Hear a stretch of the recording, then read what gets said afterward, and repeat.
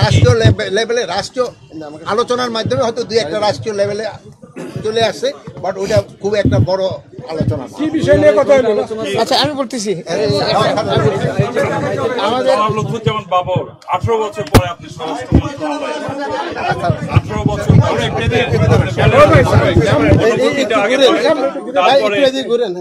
তারপরে আপনি কেন এসেছিলেন এই যে বলেন। প্রথমে আমি মহান রাব্বুল আলামিনের শুকরানা আদায় করি যে আমি 17.5 বছর পরে আল্লাহ পাক আমাকে নির্দোষের মাধ্যমে জেল থেকে ছুটেছি এবং আজকে জাতীয়তাবাদী দল, বাংলাদেশ জাতীয়তাবাদী দল থেকে একটা টিম করা হয়েছে। সেই টিমের মধ্যে আমি একজন, আমার সাথে সিনিয়র সেক্রেটারি আছেন কামরুজ্জামান সাহেব, রিমন সাহেব, তারপর হচ্ছে আরগঞ্জে মাহবুব সাহেব আছেন এবং আরেকজন আছেন আমাদের সাথে, তিনি আজকে আসতে পারেন।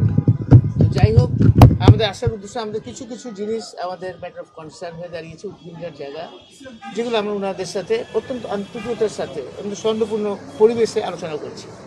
সেই সৌহার্দ্যপূর্ণ আলোচনার মধ্যে আমরা আসছি বিশেষ করে বর্তমান পার্শ্ববর্তী দেশে পতিত সরকার যে শেখ হাসিনা, ওনার সাথে একটা বিশেষ শিল্পগোষ্ঠী, পত্রিকায় দেখেছেন আপনারা, এসএলএম গ্রুপ, তারা সেখানে একটা মিটিং করছে, সমস্ত পত্রিকা আসছে।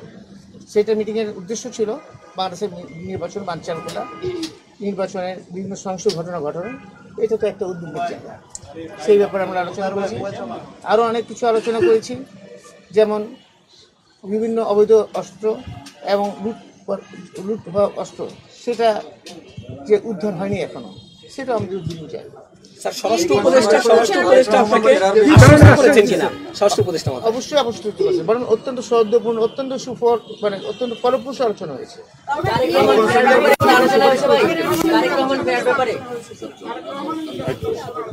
আরেকটা জিনিস আমি বলি,